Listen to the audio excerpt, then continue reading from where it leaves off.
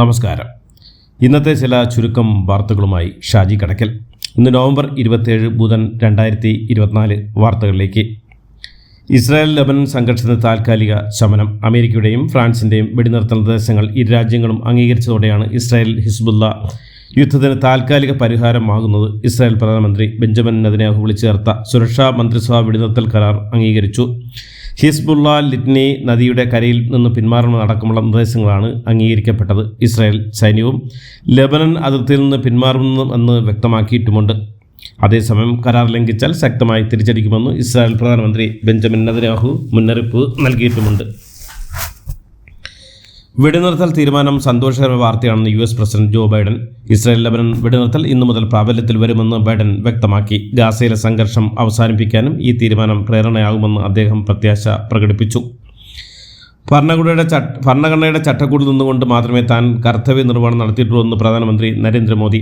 താൻ ആരുടെയും അധികാര പരിധിയിൽ കടന്നു കയറിയിട്ടില്ലെന്നും അദ്ദേഹം കൂട്ടിച്ചേർത്തു. ഭരണഘടനയുടെ 75ാം വാർഷികത്തോടനുബന്ധിച്ച് സുപ്രീം കോടതിയിൽ നടന്ന ആഘോഷവേളയിൽ സംസാരിക്കുകയായിരുന്നു പ്രധാനമന്ത്രി. മോദിയും RSSും പിന്നോക്കരുടെ മുന്നേറ്റം തടസ്സപ്പെടുത്തുന്നു ലോക്സഭാ പ്രതിപക്ഷ നേതാവ് രാഹുൽ ഗാന്ധി. ദളിത്, ആദിവാസി, പിന്നോക്ക ന്യൂനപക്ഷ വിഭാഗങ്ങളുടെ വികസന പാതയിൽ വിലങ്ങുതടിയായിരുന്ന മതിലിനെ UPA സർക്കാർ ദുർബലപ്പെടുത്തിയതാണെന്നും എന്നാൽ പ്രധാനമന്ത്രി നരേന്ദ്രമോദിയും പ്രത്യയശാസ്ത്ര ഉപദേഷ്ടാവായ RSSും അത് ശക്തിപ്പെടുത്തുകയാണെന്നും അദ്ദേഹം കുറ്റപ്പെടുത്തി. കണ്ണൂർ ADM ആയിരുന്ന നവീൻ ബാബുവിനെ കൊന്നു കെട്ടിത്തൂക്കിയതാണോ എന്ന് അന്വേഷിക്കണമെന്ന് ആവശ്യപ്പെട്ട് നവീൻ ബാബുവിൻ്റെ ഭാര്യയും തഹസിൽദാരായ K മഞ്ജുഷ ഹൈക്കോടതിയിൽ ഹർജി നൽകി. സംസ്ഥാന പോലീസ് അന്വേഷണം പ്രഹസനമാണെന്ന് കുടുംബം പറയുന്നത്. നവീൻ ബാബുവിൻ്റെ മരണത്തിൽ CBI അന്വേഷണം ആവശ്യപ്പെട്ട് മറ്റൊരു പൊതുതാൽപര്യ ഹർജിയും ഹൈക്കോടതിയിൽ എത്തിയിട്ടുമുണ്ട്. കണ്ണൂർ ADM ആയിരുന്ന നവീൻ ബാബുവിൻ്റെ മരണത്തിൽ CBI അന്വേഷണം ആവശ്യപ്പെട്ടുള്ള ഭാര്യ മഞ്ജുഷയുടെ ഹർജി ഹൈക്കോടതി ഇന്ന് പരിഗണിക്കും. പോലീസ് അന്വേഷണം തൃപ്തികരമല്ലെന്നും നീതി ലഭിക്കുന്ന പ്രതീക്ഷയില്ലെന്നും നവീൻ്റെ മരണം കൊലപാതകമാണോ എന്നുള്ള സംശയമുണ്ട് അടക്കമുള്ള കാര്യങ്ങൾ ചൂണ്ടിക്കാട്ടിയാണ് മഞ്ജുഷ ഹൈക്കോടതിയിൽ ഇന്നലെ ഹർജി സമർപ്പിച്ചത്. ഭരണഘടനയെ കോൺഗ്രസ് കശാപ്പ് ചെയ്ത് രാജ്യം ഒരിക്കലും മറക്കില്ലെന്നും ഭരണഘടനയെ സസ്പെൻഡ് ചെയ്തവർ ഇപ്പോൾ ഭരണഘടനയെ പോക്കലിട്ട് നടക്കുകയാണെന്നും BJP സംസ്ഥാന അധ്യക്ഷൻ K സുരേന്ദ്രൻ. ഭരണഘടനയെ മാത്രമല്ല ഭരണഘടനാ സ്ഥാപനങ്ങളെയും സർക്കാർ ശ്രമിക്കുന്നവരാണ് കോൺഗ്രസ്സുകാരെന്നും സമകാലീന സംഭവങ്ങൾ തെളിയിക്കുന്നുവെന്നും സുരേന്ദ്രൻ കുറ്റപ്പെടുത്തി. BJPയുടെ സംഘടനാ യോഗത്തിൽ പങ്കെടുക്കാനാകാതെ മുതിർന്ന നേതാക്കളായ PK കൃഷ്ണദാസും MT രമേശും AN രാധാകൃഷ്ണനും എന്നാൽ സംഘടനാ തെരഞ്ഞെടുപ്പ് മുന്നൊരുക്കങ്ങളുമായി ബന്ധപ്പെട്ട പൊതുയോഗമായതിനാൽ എല്ലാ നേതാക്കളും പങ്കെടുക്കണമെന്ന് നിർബന്ധമില്ലെന്നാണ് ഔദ്യോഗിക പക്ഷത്തിൻ്റെ വിശദീകരണം. തെരഞ്ഞെടുപ്പുകളുമായി ബന്ധപ്പെട്ട് ജമാഅത്തെ ഇസ്ലാമിയുടെ പിന്തുണ ഇടതുപക്ഷം നേടിയിട്ടില്ലെന്നും മുഖ്യമന്ത്രി ജനങ്ങളോട് പച്ചക്കള്ളം പറയുകയാണെന്നും ജമാഅത്തെ ഇസ്ലാമി അമീർ P മുജീബുർ റഹ്മാൻ 1996, 2004, 2006, 2009, 2011, 2015 എന്നീ വർഷങ്ങളിൽ ജമാഅത്തെ ഇസ്ലാമി ഇടതുപക്ഷത്തെ പിന്തുണച്ചിട്ടുണ്ടെന്നും മുഖ്യമന്ത്രിയുടെ വാർത്താ സമ്മേളനം, ദേശാഭിമാനി മുഖപ്രസംഗം, സഭാരേഖകൾ എന്നിവ തെളിവായി ഉണ്ടെന്നും അമീർ വ്യക്തമാക്കി. ശബരിമലയിലെ 18ാം പടിയിൽ നിന്ന് പോലീസ് ഉദ്യോഗസ്ഥർ ഫോട്ടോ എടുത്ത സംഭവങ്ങൾ ഒരു തരത്തിലും അംഗീകരിക്കാനാകില്ലെന്ന് ഹൈക്കോടതി വ്യക്തമാക്കി. സന്നിധാനത്തെ പോലീസ് ഉദ്യോഗസ്ഥരുടെ പ്രവർത്തനം പ്രശംസനീയമാണ്. എന്നാൽ ഇത്തരം നടപടികൾ അനുവദനീയമല്ലെന്നും ശബരിമല തിരുമുറ്റത്തും സോപാനത്തുമുള്ളവർ മൊബൈൽ ഫോൺ ഉപയോഗിച്ച് വീഡിയോ ചിത്രീകരണം സംബന്ധിച്ച് എക്സിക്യൂട്ടീവ് ഓഫീസർ റിപ്പോർട്ട് നൽകണമെന്നും ദേവസ്വം ബെഞ്ച് വ്യക്തമാക്കി. EP ജയരാജൻ്റെ ആത്മഹത്യയുമായി ബന്ധപ്പെട്ടുള്ള വിവാദത്തിൽ തുടരന്വേഷണം വേണമെന്ന് LDF കൺവീനർ TP രാമകൃഷ്ണൻ. ഉപതെരഞ്ഞെടുപ്പിൽ EPയുടെ പുസ്തകം വിവാദം പ്രതിഫലിച്ചിട്ടില്ലെന്നും അദ്ദേഹം പറഞ്ഞു. EP പറയാത്ത പല കാര്യങ്ങളും പുസ്തകത്തിൽ ഉണ്ടായിരുന്നുവെന്നും വിവാദം ഉയർന്ന ഘട്ടത്തിൽ തന്നെ EP നിലപാട് വ്യക്തമാക്കിയതാണെന്നും പാർട്ടിക്ക് EPയെ വിശ്വാസമാണെന്നും അദ്ദേഹം പറഞ്ഞു. ഭരണഘടനാ വിരുദ്ധ പ്രസംഗം നടത്തിയ മന്ത്രി സജി ചെറിയാൻ സംസ്ഥാന മന്ത്രിസഭയിൽ നിന്ന് ഒഴിവാക്കണമെന്ന് ആവശ്യപ്പെട്ട് ഗവർണർക്ക് കത്ത്. ഭരണഘടനയെ അവഹേളിച്ചതിന് സജി ചെറിയാനെതിരെ അന്വേഷണം ആവശ്യപ്പെട്ട് കോടതിയെ സമീപിച്ച അഡ്വക്കേറ്റ് ബൈജു നോയൽ ആണ് കത്ത് നൽകിയത്.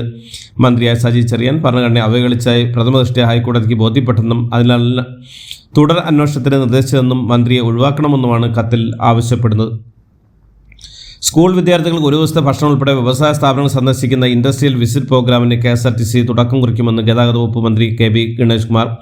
ഉച്ചഭക്ഷണം ഉൾപ്പെടെ ടൂറിന് 500 രൂപയിൽ താഴെയായിരിക്കും ചാർജ്. വ്യവസായ സ്ഥാപനങ്ങളെക്കുറിച്ച് വിശദീകരിക്കുന്നതിനും പരിശീലനം ലഭിച്ച അധ്യാപകരുടെ സേവനം ഉപയോഗിക്കുമെന്നും മന്ത്രി പറഞ്ഞു. BJP വയനാട് ജില്ലാ മുൻ പ്രസിഡന്റ് KP മധു BJPയിൽ നിന്ന് രാജിവെച്ചു. നേതൃത്വമായി ഭിന്നതയെ തുടർന്നാണ് രാജി. BJPയിൽ തമ്മിലടിയും ഗ്രൂപ്പിസവുമാണെന്നും മധു ആരോപിക്കുന്നു. തൃശ്ശൂരിൽ BJP ജയിച്ചത് സെലിബ്രിറ്റി സ്ഥാനാർത്ഥിയായതുകൊണ്ടാണെന്നും എല്ലാ പഞ്ചായത്തിലും സെലിബ്രിറ്റികൾക്ക് മത്സരിക്കാനാവില്ലെന്നും മധു പറഞ്ഞു.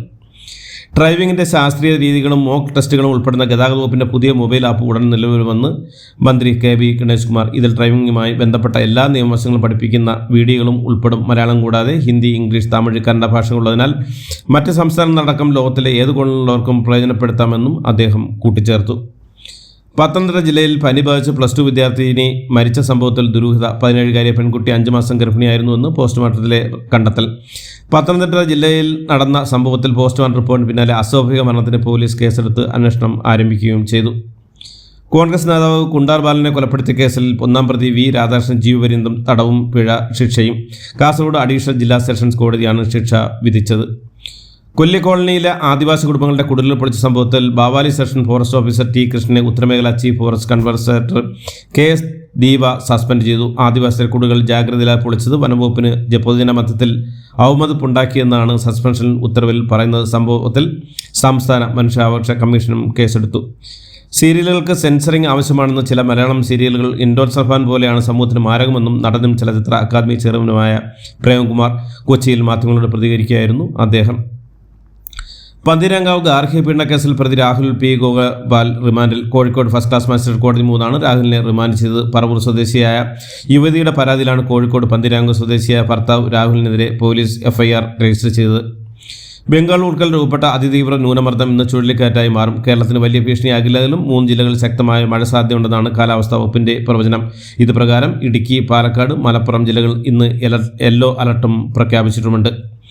ബംഗളൂരു ഇന്ദിരാനഗർ സർവീസ് അപ്പാർട്ട്മെന്റിൽ യുവതിയെ കൊല്ലപ്പെട്ട നിലയിൽ കണ്ടെത്തിയ സംഭവത്തിൽ മലയാളി ആൺസുഹൃത്തിന് വേണ്ടിയുള്ള തിരച്ചിൽ ഊർജിതമാക്കി പോലീസ്.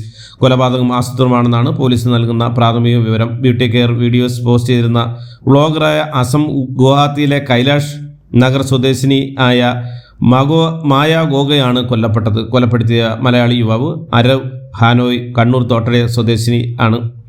മഹാരാഷ്ട്രയിൽ ആകെ പോൾ ചെയ്ത വോട്ടുകളും എണ്ണിയ വോട്ടുകളും തമ്മിലുള്ള പൊരുത്തക്കേടെന്ന് റിപ്പോർട്ടുകൾ.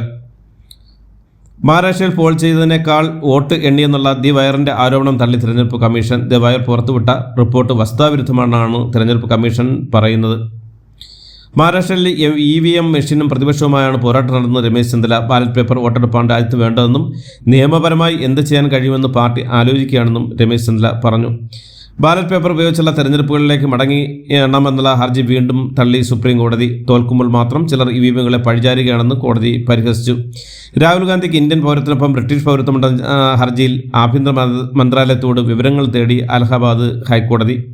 തമിഴ്നാട്ടിൽ കനത്ത മഴ. ചെന്നൈ അടക്കം സംസ്ഥാനത്തെ 16 ജില്ലകളിലും പുതുച്ചേരിയിലും കാരക്കലിലും ഓറഞ്ച് അലർട്ടാണ്. മഴ ശക്തമായ സാഹചര്യത്തിൽ തമിഴ്നാട്ടിലെ 8 ജില്ലകളിലെ സ്കൂളുകൾക്ക് ഇന്ന് അവധി പ്രഖ്യാപിച്ചു. തമിഴ്നാട് ദേവസ്വം ചട്ടത്തിന്റെ 10-ാം വകുപ്പ് പ്രകാരം ക്ഷേത്ര ഫണ്ട് ഉപയോഗിച്ച് സ്ഥാപിച്ച കോളേജുകൾക്ക് ഹിന്ദുക്കൾക്ക് മാത്രമേ ജോലി നൽകാവൂ എന്ന് മദ്രാസ് ഹൈക്കോടതി. ഹിന്ദുക്കളെ ജോലിക്കായി പരിഗണിക്കാൻ പാടില്ലെന്ന് ജസ്റ്റിസ് വിവേക് കുമാർ സിംഗ് ഉത്തരവിട്ടു. മഹാകുംഭമേളയ്ക്കായി പ്രയാഗ്രാജിൽ ഒരുക്കങ്ങൾ ദ്രുതഗതിയിൽ മുന്നേറുന്നു. പ്രയാഗ്രാജിൽ ഇന്നെത്തുന്ന യോഗി ആദിത്യനാഥ് ഒരുക്കങ്ങൾ നേരിട്ട് വിലയിരുത്തും. മധ്യപ്രദേശിൽ വീടുകൾ സ്ഫോടനത്തിൽ തകർന്ന് 2 മരണം. മുറേന ജില്ലയിലെ കോട്ടാലി പോലീസ് സ്റ്റേഷനിലുള്ള റത്തോൺ കോളനിയിലാണ് സംഭവം. 3 വീടുകളാണ് സ്ഫോടനത്തിൽ തകർന്ന് 5 പേർക്ക് പരിക്കേറ്റുമുണ്ട്. പാർലമെന്റിൽ ഭരണഘടനാ ദിന ആഘോഷങ്ങൾക്കിടയിൽ രാഷ്ട്രപതി ദ്രൗപദി മുർമുവിനെ കോൺഗ്രസ് നേതാവ് രാഹുൽ ഗാന്ധി ബഹുമാനിച്ചില്ലെന്നാരോപിച്ചു BJP. ഇതോടുകൂടി ഇന്നത്തെ വാർത്തകൾ അവസാനിക്കുന്നു. എല്ലാവർക്കും നന്ദി, നമസ്കാരം.